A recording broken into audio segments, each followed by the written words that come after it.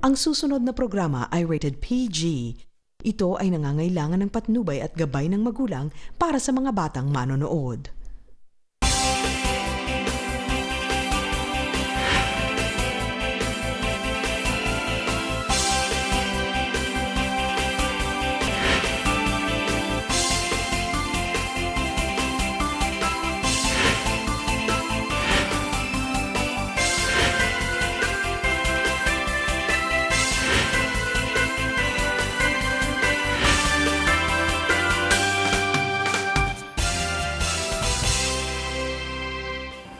Mapatihan, masaligan, amoy ni ang klase sang amon mga balita kag storya. Madampigan, mapuslan, kayo sa serbisyong gusto namin ihatag sa inyo at tanan. Numero 1, paborito, amoy ning programa nga nagahatag kaalam sa imo. Mga kapuso namon nga negrense, muklata mga mata sa mga issue, subong.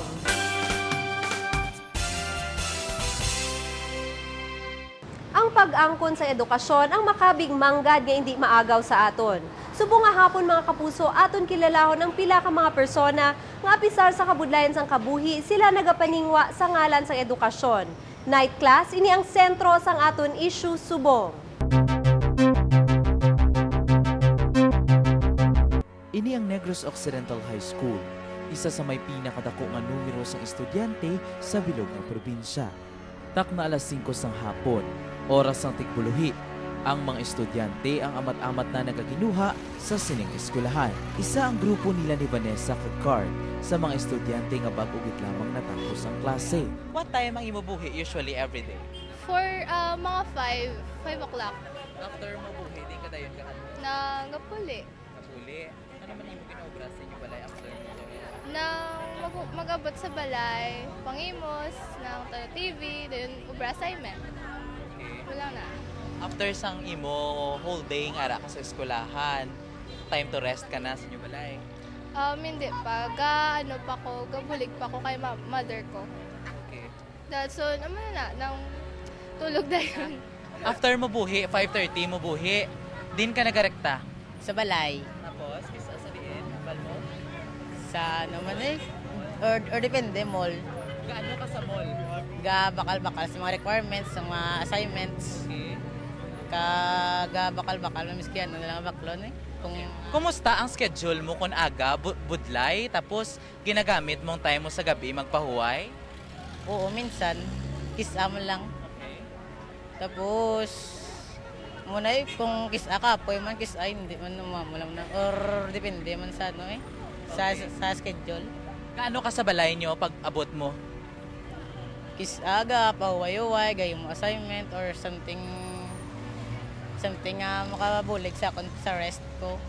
Or tulog man. Tapos ready ka naman for the morning class? Yes.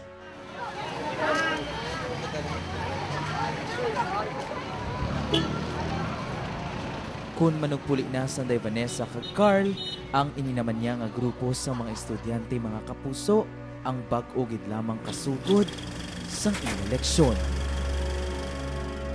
Actually, ang night class program, design siya for working students. 5-year night class curriculum. Ang night class program diri sa NOHS ang nagsugod, 36 katuig na ang nagliga. Sa karon mayara sang masobra 500 ka mga estudyante ang diri naka-enroll.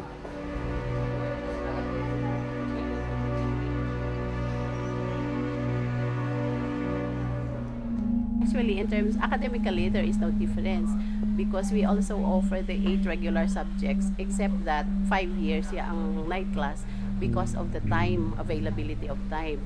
There is only 4 hours available daily from 4:30 to 8:30.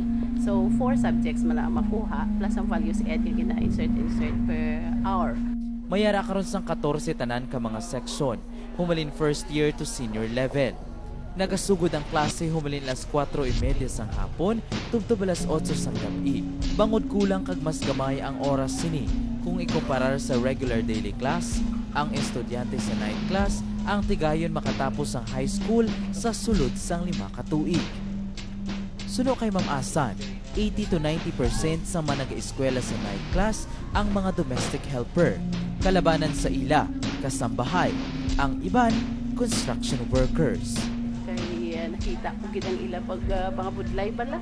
Ayun daw naman sa adlaw, obra sila, mga household chores, ayun daw naman ang obra sa mga timbang. And then, makakompete pa sila sa mga day class students. Ang ini nga mga manunudlo, ang pila lamang sa 22 tanan ka mga teachers sa idalom sang night class department. As a day class, okay, academically, they are best or good academically in terms of academic. Pero sa night class, challenging kayo. Meaning, inang lumapil mo gid nga teacher kagid ya kunara ka sa night class. Students are working students and most of them have no parents. So usually they come to the class nagutom, kulang ang tulog kay working students sila. Some of them wake up at exactly 4 o'clock in the morning, gatulog sa 11 o'clock in the evening. So gutom. So kung when we are teaching, hindi sila dali makakup up sang lesson. It's because gutom sila, tuyo pa sila. There's no plan to transfer actually because I learned to love the environment, and I can definitely say that it's more challenging here and it's more fulfilling.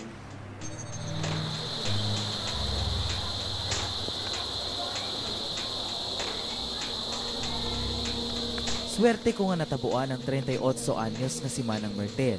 Sa luyag nga matapos ang pag-eskwela, nagpa-enroll ini sa night class program.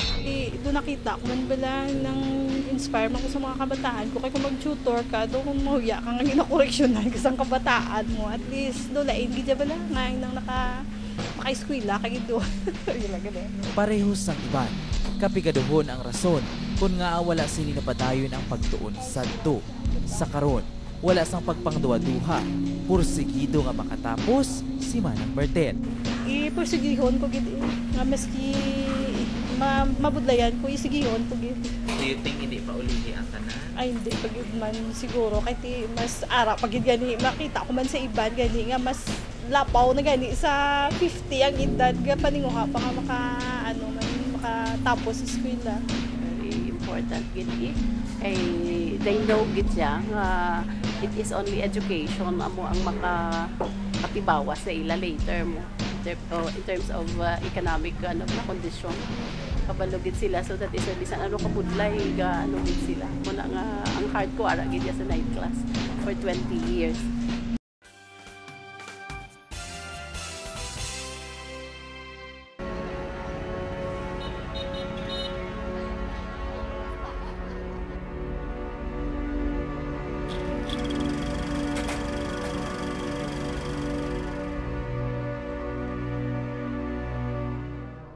Sa klase sang first year section B, ako nakilala si Melanie, 33 anyos ang edad, kag first year student subong.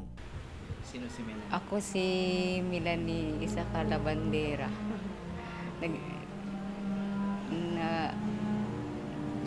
Nagpa-enroll ako kay gusto ko padayon eskwela kung makatapos misan high school lang. Self-support si Melanie. Kaghandom sini nga mangin isa ka manunudlo sa ulihi.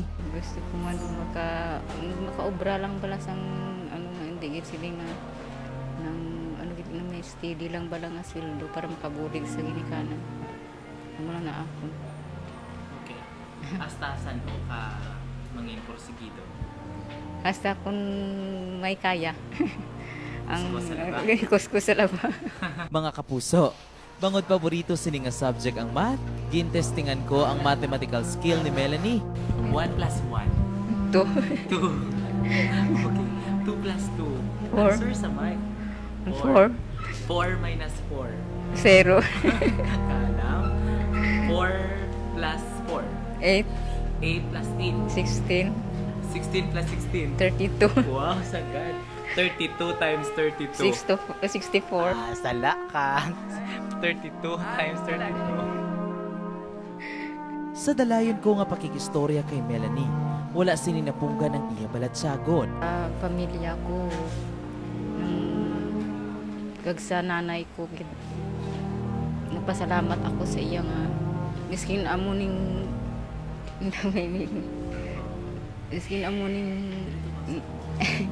namataan ko nga daw kapigado. Pero okay lang yapon.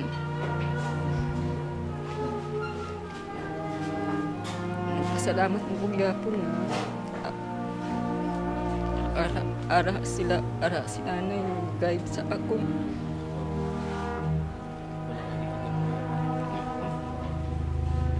Ayaw man ang iya pag ano sa ako. Maayo man ang iya pagpadako sa akon bali. May hadlok sa Diyos, may respeto. Wala ko niya ginapakawian sa mga tao. Sa sining nga klase sang first year section C naman, naabtan ko nga nag-a-answer sang math problems ang mga estudyante. Tanan silang naka-uniform. Wala labot sa isa ka estudyante nga nagapungko sa likod.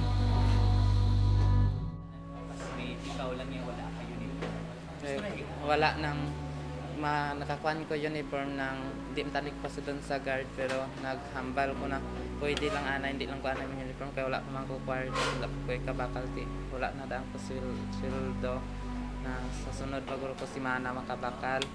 Siya si Radni, 17 anyos ang edad, humalin sa Dumaguete. Siya ang nagpadulong sa syudad agud mag-obra bilang kabulig sa balay. Sa siyam ka mag-ulutod, si Radni lang ang nakatapak sa high school. Sa akon lang gusto ko maka-graduate sang makadapat diploma mo lang. Maka-graduate to high school. Sa karon, bilang first year, aminado si Radni nga may kabudlayan pa ini sa gihapon sa pagsulat kag pagbasa. E, letter Y. Isyo Sobong. Sobong. Positibo kag porsigido si Radni nga himuon ang tanan sa iya pagtuon. Ano ang promesa mo sa imo kaugalingon? Matapos ng eskwela mo lagi na ako. Mga kapuso, sa luyag nga mas makilala pagit sanday Melanie kag Radni, personal ko sila nga ginkaduan sa ila sini mga ginaobrahan.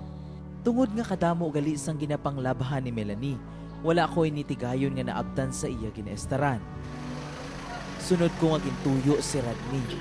Bangod nagadulong sa mga estudyante, aga pa sang banwa, ginbantayan ko si Radni sa sining eskwelahan. Dugay-dugay,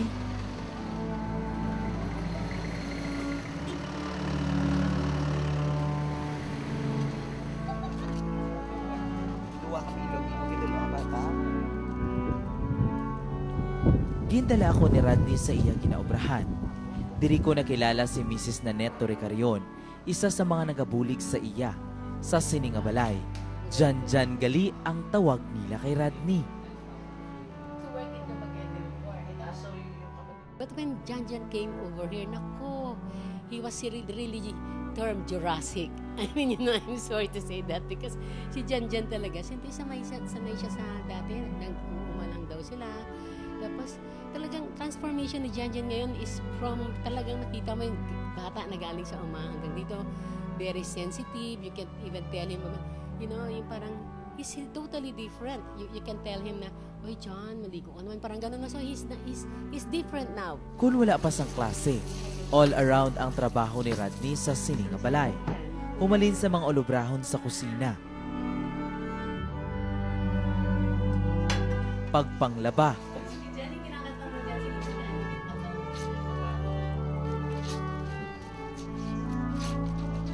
pagpaninlo,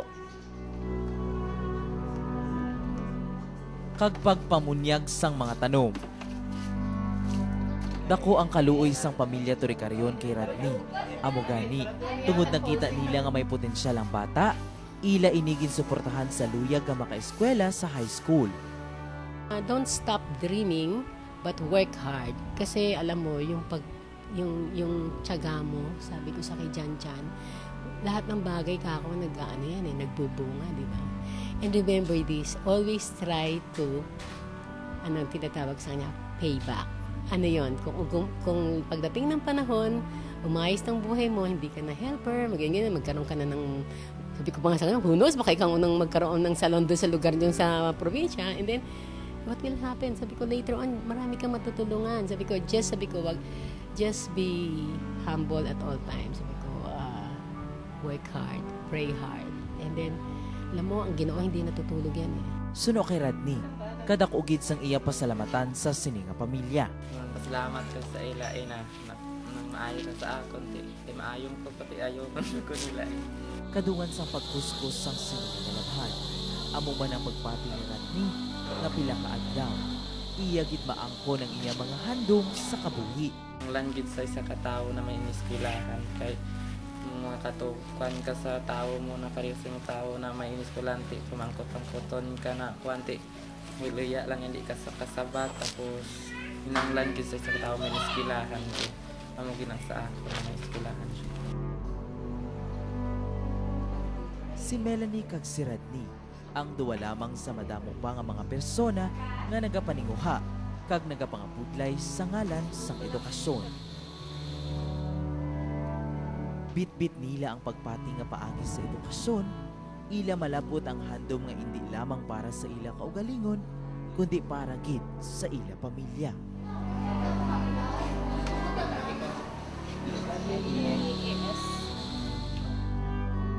Sila ang mga refleksyon uko nawong sang mga tawo, sang mga kabulig nga nagaobra sa aga kag nagakawat sang tiyempo agud makatuon sa gabi. Mga modelo sa mga estudyante, hindi lamang sang night class kundi sang tanan. Nga sa pihak sang kabudlayan, ang padayon nga nagpanikasog agud maangkon ang kadalagan sa sining istorya. Akon mas naintindihan ang importansya sa edukasyon nga hindi lamang gali ini-instrumento sa pagtibawas halin sa kapigaduhon, kundi labaw sa tanan. Ang edukasyon man ang makapuno ukon makakompleto sang aton pagkatao. Bisan sino ka man, bisan ano man ang estado mo sa kabuhi, kinamatarong mo ang pag-angkon sang sining nga edukasyon.